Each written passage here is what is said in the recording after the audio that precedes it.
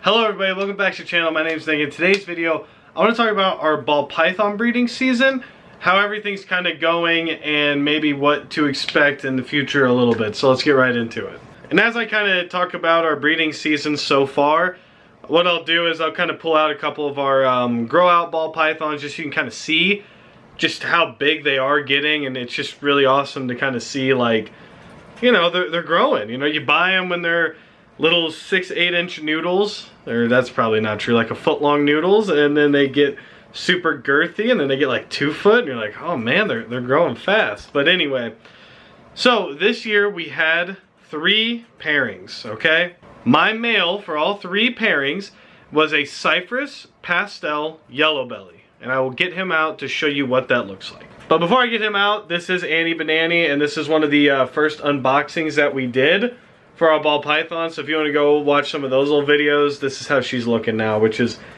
it just warms my heart to see the growth. All right, Cypress Pastel Yellow Belly. This dude, first of all, is absolutely stunning. He's gorgeous.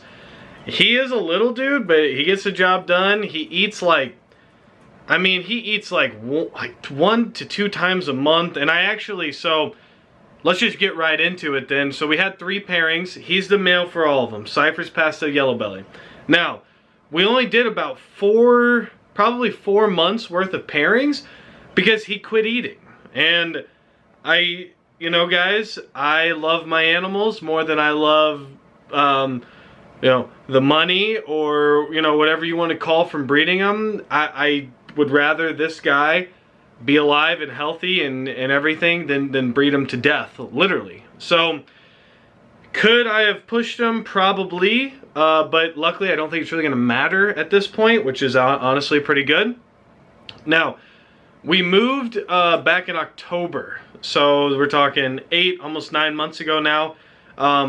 We moved into this house, and that's right around breeding season as well. So but so that's right around breeding season. So I didn't really have high hopes because I kind of thought that the move would kind of stress everybody out, and it wasn't really going to be worth, you know, it wasn't going to be worth, or it was going to stress them out, and they would reabsorb the eggs, and we'll just try again next year. It was kind of the way I was thinking, and I was okay with that. I still, you know, like I said, like I'm new to breeding ball pythons, guys, and so for me, just getting the experience of even pairing them was something that was really, really cool. We paired him to 3 girls. The first girl we paired him to is a Mojave. She's just a Mojave girl, and I'm not gonna get on any of the females right now, which will make sense as I kind of, you know, go on with the story.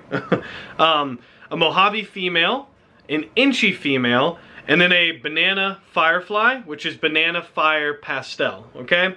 So we paired them to 3 girls. A buddy of mine, XS Royals, check them out. Amazing animals. This animal actually comes from him, and so does another one I'm actually going to show you guys in a second.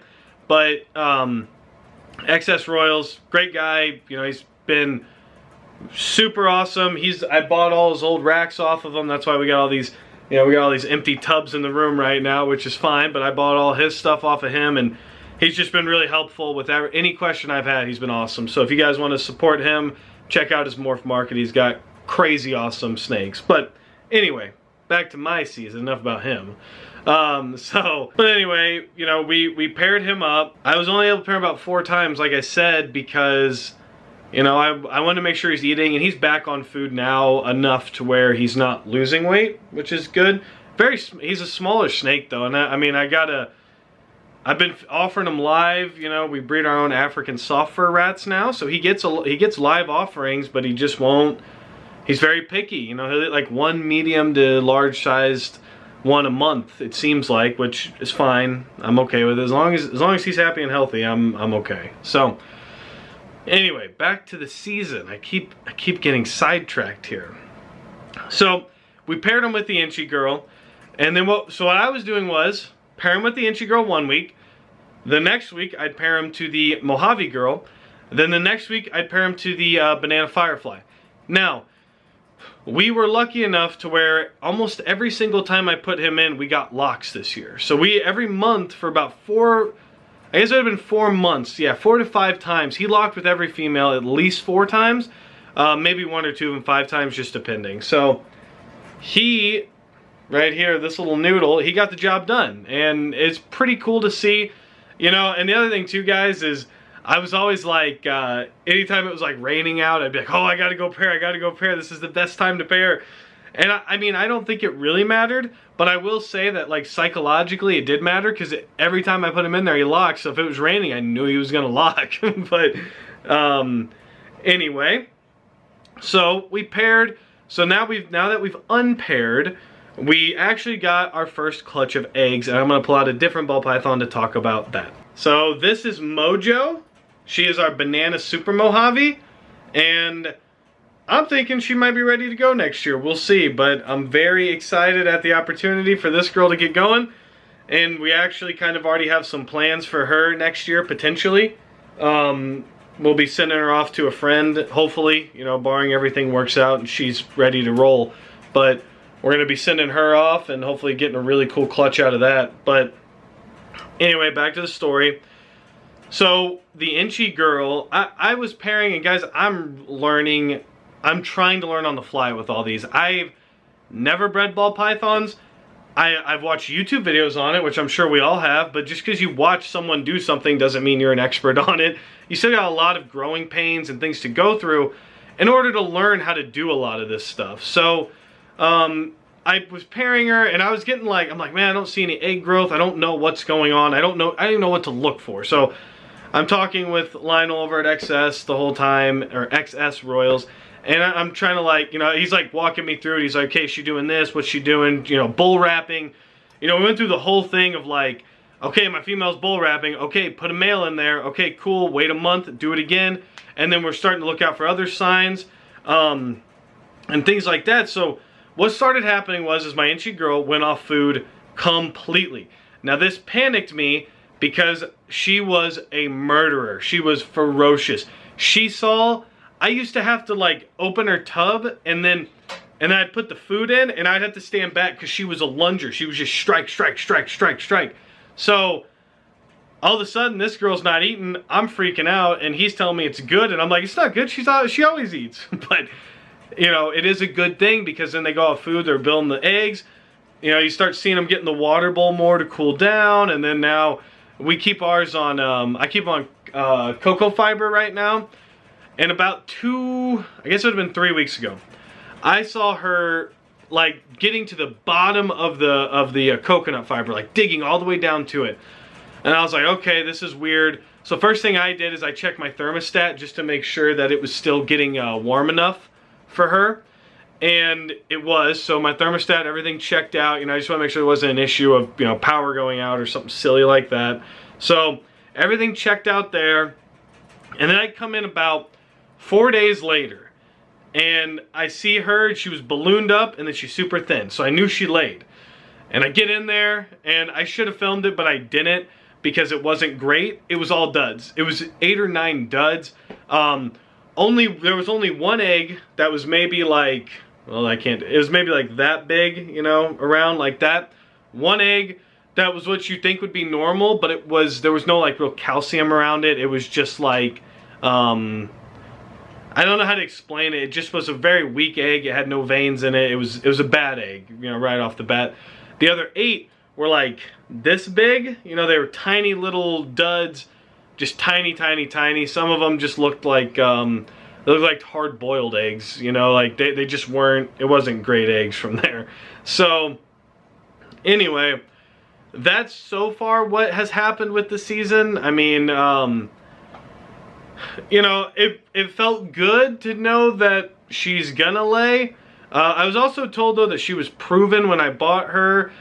I don't know if that's truly the case. I mean, there's a magnitude of things that could happen. She could be proven, and you know, the move might have, you know, maybe she was already making them during the move, kind of aborted mission. I really don't know. You know, anything could have happened. I mean, but you know, the weird thing is we're still talking, which I guess that's not true because if she laid in early June and we moved in October, yeah, that doesn't make much sense. So anyway, she laid, which is good. And now I'm actually going to kind of zoom in and show you guys what the Banana Firefly is doing. And I'm going to show you what the Mojave girl is doing. So maybe you guys can kind of tell me if you think that they're about to lay, if you think they're ready to roll, or what you think's going on. So yeah, but this is Mojo. I mean, this snake is, I love this snake. So pretty. I love it just is so cleanly white, but in person, and I don't know how much the camera even picks it up, there's like a yellow hue to her that's just really awesome to see. But anyway, I'm gonna put her up. Let's zoom in on these two so you guys kind of see what I'm talking about. Alright, so this is what the banana firefly is doing, and I do need to, I'm trying not to bother these guys. That's why it is a little messier in here, because I don't really want to mess with them while I think she's making eggs, because she looks pretty ballooned right now, and she did just shed like a week ago, but she is still eating, so I'm really not sure if she's just chunking up for next year, if she is ready to roll, or if she's gonna lay this year or not. So we shall see. You know, it's a mystery, but I'm enjoying the learning experience of it. But now I want to show you the Mojave, who I'm really excited about. Alright guys, that's the Mojave. Now that, to me, she looks huge. I mean, that's my hand. She is massive right now. Her sides are massive as well. She just went into she just went into shed, so I'm hoping that that's a prelay shed. I'm really hoping that that's a prelay shed, but we will see. Not totally certain on that or not, but that's why I like, it depends on who you talk to. Some people don't think prelay sheds mean anything. Some people think that they do. I can tell you that the Inchi, she did not have a prelay shed, that I remember at least, but I'm hoping this girl sheds, and I'm hoping she lays in the next, I'm hoping like 30 days or so. I think that'd just be freaking sweet. Alright guys, that's gonna wrap up this video. Hope you did enjoy it. I do plan on doing like a collection update, or I want to show you guys some of the animals that I probably haven't shown off in, I don't know, probably 6 months or so. I just want to show you guys how much they've grown in the interim and how big they're getting, and kind of, you know, not necessarily like future plans, but just kind of like, you know, what hopefully the future looks like for our breedings and all that stuff, all that cool stuff. But anyway, that's gonna wrap up the video. Until next time guys, stay safe and stay positive.